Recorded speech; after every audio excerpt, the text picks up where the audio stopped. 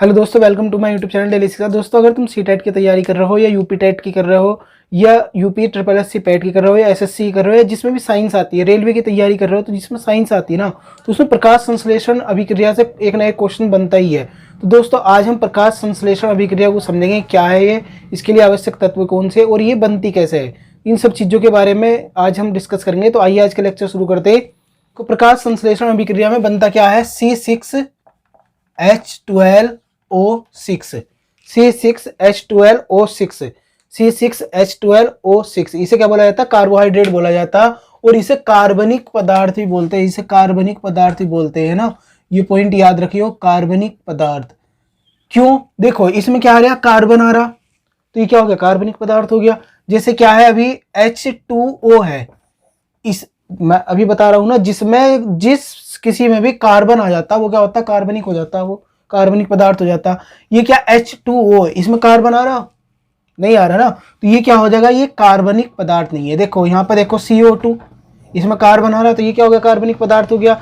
Ca, ये भी कार्बनिक पदार्थ नहीं है, ये कार्बनिक पदार्थ नहीं है। क्यों नहीं है, क्योंकि ये कैल्शियम है, तो ये इसमें कार्बन नहीं है, ये कैल्शियम का वो है, तो ये इसमें कार्बन लग रहा ना, कार्बन डाइऑक्साइड, इसमें ऐसा कुछ नहीं है, ये सी है कैल्शियम का। H2O यानी कि जल का सूत्र है ये क्या है, H2O जल का सूत्र। तो इसमें क्या वेस्ट पदार्थ क्या निकलता, मतलब इससे क्या मुक्त होता, तो क्या होता, मुक्त इससे होती O2, ऑक्सीजन। देखो जो पेपर में क्वेश्चन बनते हैं उनके बारे में हम बाद में बात करेंगे, पहले इसकी क्रिया को समझ लेते हैं। दूसरी बात देखो, इसके लिए सबसे ज्यादा जरूरी क्या है, सूर्य का प्रकाश। प्रकाश जिसे बोला जाता है, लाइट लिख दूं मैं यहाँ पर, लाइट, प्रकाश। ये पहली बात तो ये समझो, ये प्रकाश संश्लेषण अभिक्रिया पौधों में ही होती। क्यों होती, इसके बारे में ही बात करेंगे, लेकिन पहले ये समझो, लाइट प्रकाश संश्लेषण अभिक्रिया के लिए मैं यहाँ पर लिख देता हूं ना, प्रकाश संश्लेषण, ये हमारा टॉपिक है आज का, इसे बोलते हैं फोटो सिंथेसिस। प्रकाश संश्लेषण है तो प्रकाश शब्द आ रहा था, तो तुम समझो प्रकाश की जरूरत तो पड़ेगी लाइट की, लेकिन ये समझो कि यहाँ पे नेचुरल लाइट की जरूरत पड़ती है, नेचुरल प्रकाश होना चाहिए, ना कि जैसे ट्यूबलाइट जल रही है अभी, ये बल्ब, इनके प्रकाश में प्रकाश संश्लेषण की क्रिया नहीं होती। क्योंकि देखो अब ये लाइट में भी देखो, एक तो हो गया धूप, एक हो गया केवल प्रकाश। देखो पौधे जो है प्रकाश संश्लेषण की क्रिया, पौधे जो है फोटोसिंथेसिस की क्रिया केवल सूर्य के प्रकाश में करते हैं, उसके लिए धूप की आवश्यकता नहीं है। ये जरूरी नहीं कि वो उस पौधे पे धूप पड़ रही तो ही वो प्रकाश संश्लेषण की क्रिया करेगा। देखो एक पॉइंट अभी यहां भी समझो कि प्रकाश संश्लेषण के द्वारा करते क्या है ये पौधे, प्रकाश संश्लेषण के द्वारा अपना भोजन बनाते हैं। ये पौधे जो होते हैं दिन में अपना भोजन बनाते हैं प्रकाश संश्लेषण की क्रिया द्वारा। तो देखो इसके लिए धूप का होना आवश्यक नहीं है, इसके लिए बस प्रकाश का होना आवश्यक है, वो भी किसका, सूर्य का। तो ये पॉइंट याद रखना, धूप अगर आता और प्रकाश आता तो इसमें प्रकाश भी लगा सकते हो तुम, क्योंकि प्रकाश अगर हो जाएगा तो इसमें भी ये अपनी फोटोसिंथेसिस की क्रिया कर लेंगे, लेकिन नेचुरल होना चाहिए, ये पॉइंट जरूरी है। देखो टेम्परेचर, तापमान कितना होना चाहिए, तापमान देख लो 25 से 30 डिग्री के समथिंग तापमान होना चाहिए। ज्यादा में भी थोड़ा बहुत कम बढ़ती भी हो जाता है, कम भी हो जाता है, ज्यादा में भी हो जाता है, तो ये नॉर्मल माना जाता है। अगर एग्जाम में पूछता तो ये इतना पूछ लेता कि बताओ किसके लिए तापमान क्या, तो यहाँ पर तुम आंसर लगा सकते हो फोटोसिंथेसिस में। फोटोसिंथेसिस के लिए आवश्यक तत्व कौन कौन से होते हैं, देखो पहला चीज तो हो गया लाइट, सूर्य का प्रकाश, फिर हो गया CO2 हो गया, और क्लोरोफिल हो गया, और H2O हो गया।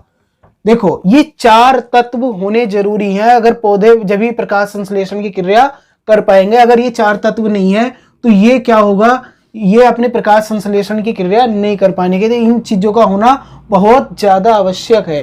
जैसे तुम अपने घर में खाना बनाते हो तो उसके लिए गैस का और बर्तन का होना जरूरी है ना, और उसके लिए दाल सब्जी जो तुम बना रहे हो उसका होना जरूरी है। तो इसी तरीके से अगर पौधे प्रकाश संश्लेषण की क्रिया करेंगे तो उनके लिए ये चार चीजें बहुत ज्यादा आवश्यक है। देखो पौधे ये चार चीजें लेते कहां से हैं, देखो जो ये कार्बन डाइऑक्साइड लेते हैं तो हमारे वातावरण में ही है, हमारे वायुमंडल में, एटमॉस्फेयर में, तो वहां से तो ये पौधे क्या करते हैं, CO2 कार्बन डाइऑक्साइड गैस प्राप्त करते हैं। H2O, यानी कि जल कहां से लेते हैं, जल पौधों की जड़ में होता है, वहां से ये जल लेते। देख, प्रकाश संश्लेषण की क्रिया में 3 रंगों का होना बहुत ज्यादा जरूरी है। 3 रंग ये याद रखना, ये एग्जाम में पूछ लिया था, लाल, नीला और बैंगनी। लाल, नीला, बैंगनी, ये 3 रंग बहुत ज्यादा जरूरी है। सबसे ज्यादा जो प्रकाश संश्लेषण की क्रिया होती है वो किसमें होती है, लाल रंग में होती है। सबसे कम किसमें होती है, बैंगनी रंग में होती है। और ये बीच का मध्यम है, ये नीला रंग। ये 3 रंग है जो प्रकाश संश्लेषण की क्रिया के लिए बहुत ज्यादा जरूरी होते हैं ना। 7 में से ये 3 रंगों का होना जरूरी है। बाकी जैसा हरा है, क्या हरे में प्रकाश संश्लेषण की क्रिया हो जाएगी, नहीं होने की। पीला है, पीले में हो जाएगी, नहीं होने की। श्वेत है, श्वेत में क्या प्रकाश संश्लेषण की क्रिया हो जाएगी, बताओ, हो जाएगी, क्योंकि श्वेत रंग में ही 7 के 7 रंग आ जाते हैं और 3 रंग 7 रंग में ये 3 रंग भी होते हैं। तो लाल, नीला, बैंगनी, क्योंकि सूर्य के प्रकाश से हमें श्वेत, सूर्य का जो प्रकाश होता है वो श्वेत रंग का ही होता है और उसमें से ही हम लाल, नीला, बैंगनी रंग उसमें ही मिक्स होता। तो देखो, हरा और पीला इनमें नहीं होने की, केवल श्वेत में हो सकती। तो ये याद रखना, श्वेत प्रकाश में प्रकाश संश्लेषण की क्रिया हो सकती है, तो वो श्वेत भी देख कर पूछ सकता है, वो लाल, नीला, बैंगनी इसमें से ही पूछ सकता। सबसे ज्यादा किसके लिए होती है, लाल में होती। सबसे ज्यादा किसमें, सबसे कम किसमें होती, बैंगनी में होती। और इन किसी और कलर में नहीं होती, हरा नीले में, हरा पीले में, सॉरी, नीले में होती है। और एक चीज याद रखो, प्रकाश संश्लेषण की जो क्रिया होती है वो हमारे श्वसन जो तंत्र है, यानी कि जो हम सांस लेते हैं उससे 7 गुना ज्यादा होती है, 7 गुना तीव्र होती है। यानी कि इसकी तीव्रता कितनी होती है, 7 गुना ज्यादा है। यानी कि हम 1 मिनट में 16 बार सांस लेते हैं, अप्रोक्सीमेटली 16 बार। तो ये इससे 7 गुना ज्यादा होगी, यानी कि 16 सत्ते 112। अगर हम 1 मिनट में 16 बार सांस लेते तो ये 1 मिनट में 112 बार ये प्रकाश संश्लेषण की क्रिया पौधों में हो चुकी होती है 1 मिनट में। तुम समझ रहे हो, 7 गुना तीव्र होती है। और अगर देखो नमी बढ़ रही, वायुमंडल में नमी यानी कि आर्द्रता, ह्यूमिडिटी, देखो क्या होता है, तुमने बारिश के मौसम में देखा होगा, बारिश से पहले क्या होता, बहुत ज्यादा नमी पड़ती, बहुत ज्यादा उमस हो जाती। उमस समझो ना, मतलब गर्मी, पसीने छूटने लगते हैं और सूरज की रोशनी तो कम होती, बहुत कम होती, लेकिन उमस ज्यादा बढ़ जाती। तो उसमें क्या है, प्रकाश संश्लेषण की क्रिया कम हो जाती। क्या हो जाती, कम हो जाती, ये याद रखियो। और एक चीज और, CO2 की मात्रा अगर हम इसमें बढ़ा देते हैं, मान लो क्या है वायुमंडल में, वैसा CO2 की मात्रा निश्चित है 0.03% के समथिंग, लेकिन अगर हम क्या है CO2 की मात्रा बढ़ा दे, वैसे तो बढ़ने की नहीं लेकिन बढ़ा दे, तो क्या होगा, ये जो प्रकाश संश्लेषण की क्रिया है ये और ज्यादा तीव्र हो जाएगी। क्या हो जाएगी, तीव्र हो जाएगी। ये याद रखियो, ये एग्जाम में पूछा जा चुका है, तीव्र हो जाएगी अगर CO2 की मात्रा इसमें बढ़ा देते हैं। तो 4 तत्व हो गए, light, carbon dioxide, chlorophyll, H2O। Light कहां से, सूर्य के प्रकाश से। CO2 कहां से, वायुमंडल से। क्लोरोफिल पत्तियों से। और जल जड़ में से। और मुक्त क्या होता, O2 होती, कार्बनिक क्रिया है ये। और नेचुरल प्रकाश की जरूरत होती, और प्रकाश की जरूरत होती ना कि धूप की। धूप के बिना धूप के भी काम चला सकते हैं ये। इतना टेम्परेचर होना चाहिए, कितना, 25 से 30 डिग्री के समथिंग टेम्परेचर होना चाहिए। और मैंने तुम्हें बता दिया लाल, नीला, बैंगनी, ये 3 रंगों का होना परम आवश्यक है। तो दोस्तों अब आगे बात करते हैं। देखो, प्रकाश संश्लेषण की क्रिया जो क्या है, एक अपचयन और उपचयन क्रिया है। ऐसी अपचयन और उपचयन। अब देखो, अपचयन किसका होता, उपचयन किसका होता। अपचयन बोलते हैं रिडक्शन को और उपचयन बोलते हैं ऑक्सीडेशन को। अब देखो क्या, ये केमिस्ट्री का सब्जेक्ट है, लेकिन मतलब केमिस्ट्री का विषय है अपचयन उपचयन, समझा दूंगा किसी दिन को, लेकिन अभी फिलहाल यहां समझो CO2। अब ये याद कैसे रखेंगे कि इसमें, इस प्रकाश संश्लेषण की क्रिया में किसका अपचयन होता है, किसका उपचयन होता है। CO2 है, तुम कोल्ड ड्रिंक पीते हो, सॉफ्ट ड्रिंक पीते हो, लड़की पीती है हालांकि सॉफ्ट ड्रिंक, तो जैसे माजा हो गई, इस तरीके से ये क्या होती है, सॉफ्ट ड्रिंक कहलाती। कोल्ड ड्रिंक होगी, जैसे कोल्ड ड्रिंक वो पीते, तुम कोक पीते, तो उसमें क्या होता, वो गले को जलाती एकदम से। तो उसमें क्या होता, CO2 की मात्रा ज्यादा होती है, उसमें कार्बन डाइऑक्साइड की मात्रा ज्यादा होती है, वो इस वजह से क्या करती, हमारे गले को जलाती। और ये क्या हो जाती, इस तरीके से अपच हो जाती। क्या होती, अपच, क्योंकि हमसे बर्दाश्त नहीं होती ना, गले में जलन करने लगती है वो, तो ये क्या हो गई, अपच हो गई। CO2 क्या हो गई, अपच हो गई। तो अपच से याद रखना अपचयन। फालतू दिमाग मत लगाना कि अपचयन उपचयन के बारे में क्या बता रहे हो ये। मैं केवल ये समझा रहा हूं यहाँ पे एक उदाहरण के द्वारा कि CO2 का अपचयन होता है इस क्रिया में। एग्जाम में ये मालूम करता है कि प्रकाश संश्लेषण की क्रिया में बताओ CO2 का अपचयन होता है उपचयन होता, तो मैं इस तरीके से याद रख सकते हो। CO2 कोल्ड ड्रिंक में मिलाई जाती और अपच होती, तो अपचयन हो गया इसका। और H2O का क्या होता, उपचयन होता। दोस्तों 1 मिनट यहाँ पर रुको। अभी कहीं कहीं पे जो मतलब रिसेंटली एग्जाम हुए उनमें कहीं कहीं पे ये भी पूछा गया, मतलब इस तरीके से वो दे दिया गया कि टेम्परेचर 21 से 35 डिग्री होता, ये भी लगा सकते हो, मैंने बताया कम बढ़ती हो सकता है, तो इसमें ज़्यादा घबराने वाली बात नहीं है। तो कहीं पर अगर 20-30 भी लिखा तो भी, और 21 से 35 डिग्री लिखा तो भी लगा सकते हो, दोनों एक साथ नहीं होने वाले। H2O का क्या होता है? उपचयन। CO2 का क्या हो गया? अपचयन। अपचयन उपचयन अभिक्रिया है ये, तो याद रखना। रिडक्शन ऑक्सीडेशन क्रिया है। तो अब ये देखो, इससे मुक्त क्या होती है मैंने बताई? O2। ये एक प्रकाश संश्लेषण की क्रिया, इसमें क्या लेते हैं हम? CO2 की मात्रा कितनी लेंगे? 6। कितनी होगी? 6 CO2, और H2O कितना हो लेंगे? 12। 6 12 6 12, इस तरीके से याद रखना। 6 CO2 और 12 H2O। और साथ में हमें क्या चाहिए? प्रकाश। और क्लोरोफिल कहां से मिलता है? पत्तियों से। तो बनेगा क्या इससे? ग्लूकोज। क्या बनेगा ये? ग्लूकोज। और H2O ये तो जल हो गया, और ये क्या हो गया? ऑक्सीजन। ये तो पता ही होगा तुम्हें, O2 ऑक्सीजन।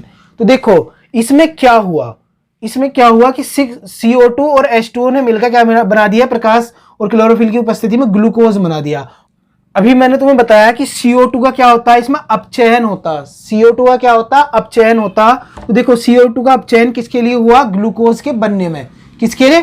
ग्लूकोज के बनने में। और H2O यानी कि जल का H2O का जो उपचयन हुआ, इसका तो अपचयन हुआ, इसका उपचयन हुआ है ना, ये अपचयन लिख दो ना मैं यहाँ पर, अपचयन और ये उपचयन। तो देखो इसका जो उपचयन हुआ वो किसके लिए हुआ? ऑक्सीजन के बनने के लिए हुआ। अपचयन किसके लिए हुआ? इसका CO2 का ग्लूकोज के बनने में, इसका ऑक्सीजन के बनने के लिए। क्लोरोफिल के 4 प्रकार होते हैं, 4 घटक है इसके। Chlorophyll A, chlorophyll B, keratin हो गया, कैराटिन, और ये क्या हो गया? ये हो गया जैंथ्रोफिल। जैंथ्रोफिल। तो ये प्रकाश संश्लेषण की क्रिया होती, ये होती क्लोरोफिल A में। तो ये याद रखियो। और ये गाजर का रंग लाल होता, तुम्हें पता होगा, सबसे ज्यादा जो कैरेटिन पाया जाता है गाजर में पाया जाता, तो ये याद रखियो। लेकिन यहाँ समझो जो प्रकाश संश्लेषण की क्रिया होती है वो क्लोरोफिल A जो इसका एक घटक है उसमें होती है। देखो इसमें ऑक्सीजन मुक्त क्यों हुई? जल भी तो मुक्त हो सकता है। देखो इसमें पौधों में NADP और RUDP पाया जाता। क्या? NADP और RUDP, मैं इसके बारे में बात करूंगा बाद में। तो यहां देखो H2O, ये क्या कर लेता? पौधों के अंदर जो NADP होता है ये जल से दोस्ती कर लेता। पानी गया पौधों के अंदर, उन्होंने जल से दोस्ती कर ली, ये क्या हो गया? ये इसके अंदर समा गया।